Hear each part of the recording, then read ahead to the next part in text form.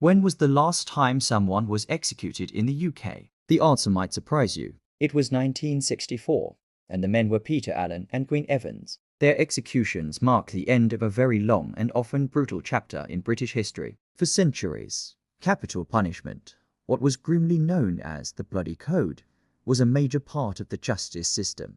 In the 18th and 19th centuries, you could be hanged for over 200 different crimes, some as minor as stealing a loaf of bread or poaching a rabbit. Public executions were huge spectacles, drawing massive crowds. The idea was to deter others, but often they turned into rowdy, festival-like events. So, what changed? How did a country with such a long history of capital punishment decide to abolish it completely? The story of abolition isn't a single event, but a slow, gradual shift in public and political opinion that took place over more than a century. The first real seeds of change were sown in the early 19th century. Reformers like Sir Samuel Romilly began arguing passionately in Parliament that the sheer number of capital offences was not only inhumane, but also ineffective. Juries were often reluctant to convict people for minor crimes if they knew the mandatory sentence was death. They'd rather let a guilty person go free than send them to the gallows for something trivial. This made the law look inconsistent and weakened its authority. Thanks to these efforts, the number of capital crimes was drastically reduced throughout the 1830s and 1840s.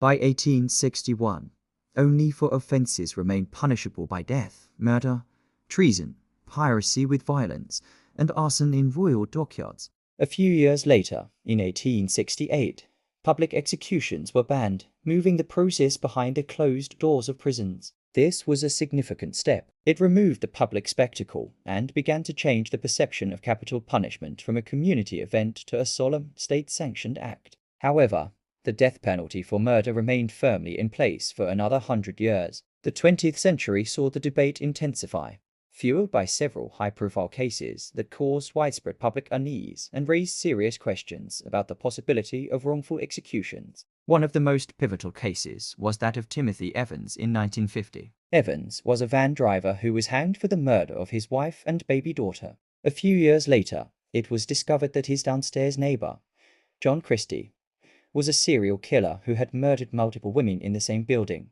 including, most likely, Evans's family. Evans was posthumously pardoned, but the case left a permanent stain. It was a terrifying, real-life example of the state executing an innocent man. The irreversible nature of the death penalty was laid bare for everyone to see. Another hugely influential case was that of Derek Bentley in 1953. Bentley was a 19-year-old with learning difficulties who was involved in a warehouse break-in with a 16-year-old accomplice, Christopher Craig. When they were cornered by police, Craig shot and killed a police officer. During the confrontation, Bentley allegedly shouted, "Let him have it, Chris." The prosecution argued this was an instruction to shoot. The defense claimed it meant give him the gun because Craig was underage. He couldn't be executed. So, Bentley, who hadn't fired the gun, was sentenced to death and hanged. The case sparked a huge public outcry. The phrase, "let him have it," became a symbol of the perceived injustice and inflexibility of the law. These cases,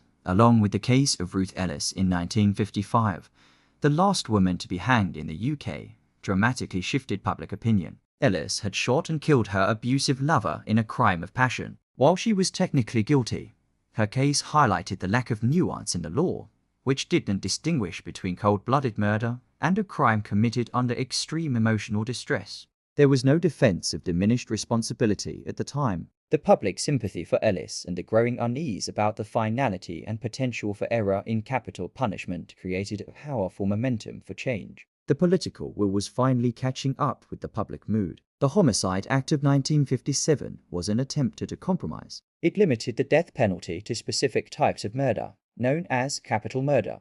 This included murder in the course of theft, murder by shooting or explosion, or the murder of a police officer. But this created its own absurdities. For example, you could be hanged for poisoning someone slowly over weeks, but not for poisoning them quickly. The law was seen as a messy and illogical lottery. The final push came from a backbench MP named Sidney Silverman, who dedicated his political career to abolition. He repeatedly introduced private members' bills to suspend the death penalty. Finally, in 1965, his Murder Abolition of Death Penalty Act was passed. It suspended the death penalty for murder in Great Britain for a 5-year trial period. Northern Ireland followed suit in 1973. This suspension was put to a vote in Parliament in 1969 and made permanent, 4 years ahead of schedule. At the time, public opinion was still somewhat divided, but politicians decided it was the right moral and ethical step to take. So, in 1969, the death penalty for murder was formally abolished. But what about those other crimes, like treason? Technically, the death penalty remained on the statute books for things like treason and piracy with violence for several more decades. However, it was never used after 1964.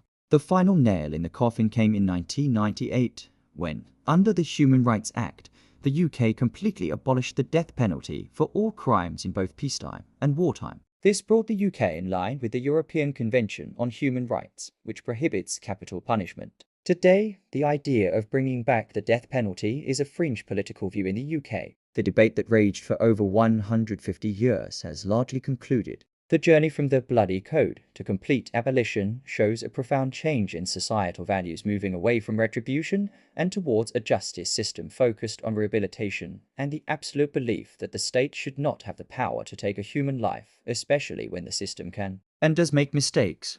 It's a complex piece of British history that reflects a long, hard-fought battle for what many came to see as a more humane and just society. Thanks for watching, and if you found this interesting, please like this video and subscribe for more deep dives into history.